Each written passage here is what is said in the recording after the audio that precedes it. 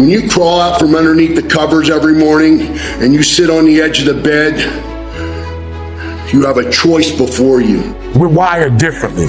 We have to set a goal that if we hit that goal, we're guaranteed to make sure all that other stuff in the middle is going to happen. Why 3 o'clock in the morning? Why don't you sleep? My appetite.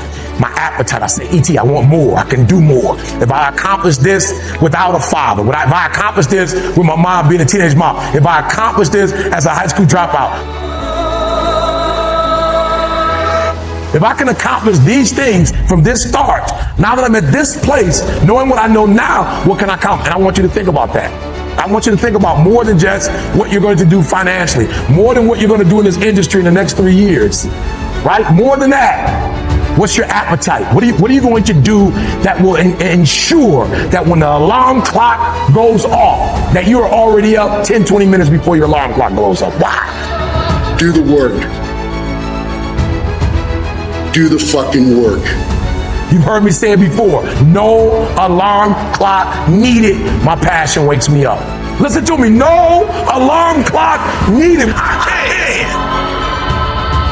I will. Sometimes the only way to go about doing the work is get fucking raw and get fucking intense. Get angry and aggressive and make it fucking happen for yourself. Start today. I don't care when your life clock started ticking. You can start fucking right now today. If it's 4:15 a.m. in my world, and you're on the East Coast and it's 6:15 a.m. and you're already up and you're already dragging ass, by 6:16, you can change your fucking perspective of the world and of your life. My advice, fucking do it. Do it. Fucking do it. Dig fucking deep and get it done. Do the work of your life.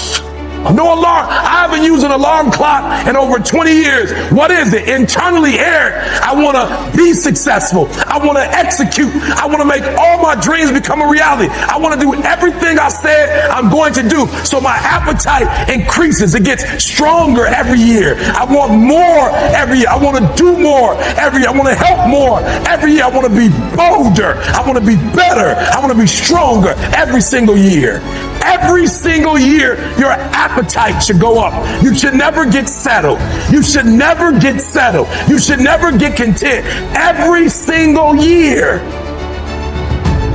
When you get content, when you settle, somebody's chasing you, somebody's coming from behind, and somebody's trying to take your spot. And so every single day when you wake up, you got to set new goals, new benchmarks. You got to raise it higher and higher and higher so you can make your dreams become a reality. A true hunter, watch it. A true hunter is wired differently. He's wired differently. Doesn't have the same makeup. Listen to me. What makes a gazelle is how he's wired. What makes a lion a lion? Okay, let me explain to you. When a lion sees a gazelle and the gazelle sees the lion, both of these see each other at the exact same time. When the gazelle sees the lion, because of how he's wired, he automatically, fear takes over. When the lion sees a gazelle, he lights up. Showtime. The hunt is on. This is what I was made for. Do the work.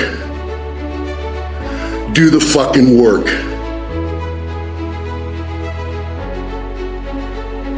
When I was in high school, I early on, about 16 years old, I decided I want to become president of the United States. Because I thought, how can I contribute the most to society? And I went to a seminar by a man named Jim Rowe. He's still a seminar speaker. And I took a week's pay. I was working $40 a week as a janitor. And it was $35 for the evening seminar. So it was a big decision. I listened to him speak, and I came out so inspired. Because most of what he said I already believed. And now as an authority figure saying, you really can be this way. Why pay the price? Why work this hard? Why go this far? Why try to learn this much? Why try to do it all? Why try to see it all? Why try to have it all? Why do it? Why learn it? Why study? Why put yourself out? Why try to take on this much responsibility?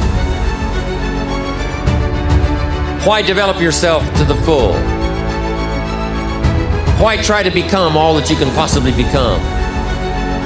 Why try to earn as much as you can earn, share as much as you can share, develop every skill you possibly can, see every human you possibly can, go to every class you possibly can, touch everybody you possibly can? Why do that much? Why go that far? Why share that much? Why give that much away? Why try to see everything? Why try to do everything? Why try to become everything? That's a good question, why? And you're the only one personally that can answer that question for yourself. You've got to have your own list of why. Work on your list of whys. If the why is powerful, the how is easy. If you want a thing bad enough to go out and fight for it, to work day and night for it, to give up your time, your peace, and your sleep for it, if all that you dream and scheme is about it, and life seems useless and worthless without it, and if you gladly sweat for it and fret for it and plan for it, and lose all your terror of the opposition for it, and if you simply go after that thing that you want with all of your capacity, strength and sagacity, faith, hope, and confidence in stern pertinacity, if neither cold, poverty, famish, or gulf, sickness or pain of body and brain can keep you away from the thing that you want, dogged and grim, you besiege and beset it. With the help of God, you'll get it. But if the why isn't strong, if your goals aren't powerful, if the vision isn't clear, the old prophet said, without a vision we die, without a vision we perish, without a dream we're nothing. And because he spoke how people live their lives as a result of the story they believe about themselves, he interrupted the story that I believed about myself. Work on your list of why. Make no small plans, for they have no magic to stir men's blood. Make large plans, for they do have magic to stir men's blood. Impossible is not a fact, it's an opinion. It's your opinion. And they'll say, no, science shows. And I say, yeah, and how many times has science showed something's impossible? Now science shows it's possible. Things are impossible until somebody does it.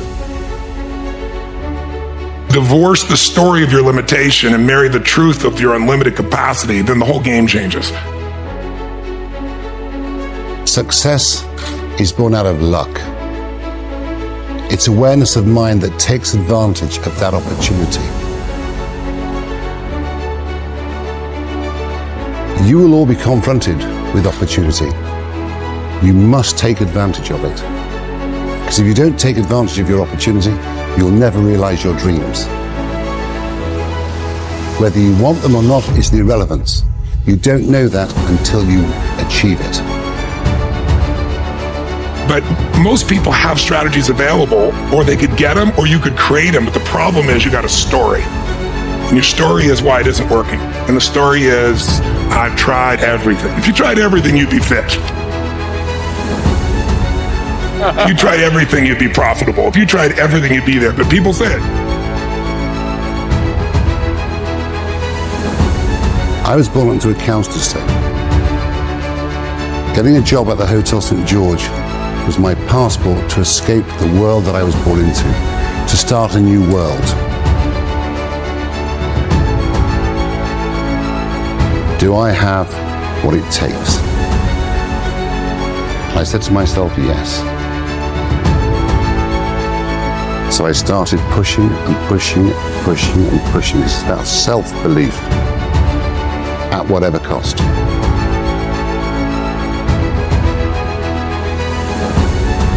You can do more than this. If I had to walk, I had to walk. It just became just a process of grinding and grinding, and grinding is not even a good word for it. It's not even a good word for it. And just going further and further. And then when I got through running, I go to the bike, I go to the pool. If I got tired somewhere, my legs are tired, I go to the gym. And I developed this crazy workout where I was doing volume Things don't happen overnight. You have to make the emotional and the personal investment to make your dreams come true.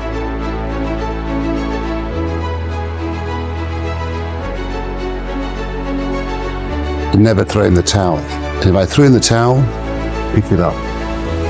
Never give in. Never, ever, ever give in. And when you're young, it's very easy to give in, to walk away. It really is. So whatever you want to do in your life, don't overwork it, don't overthink it, and you'll realize your dream. Trust me. The question isn't, can you handle the situation? The question is, can you handle your mind? Can you manage the thoughts and the emotions that are trying to poison your progress? Forget managing the situation. Manage your mind. Don't matter whose fault it is that something is broken, if it's your responsibility to fix it. It's not somebody's fault if their father was an abusive alcoholic, but it's for damn sure their responsibility to figure out how they're going to deal with those traumas and try to make a life out of it. It's not your fault if your partner cheated and ruined your marriage, but it is for damn sure your responsibility to figure out how to take that pain and how to overcome that and build a happy life for yourself.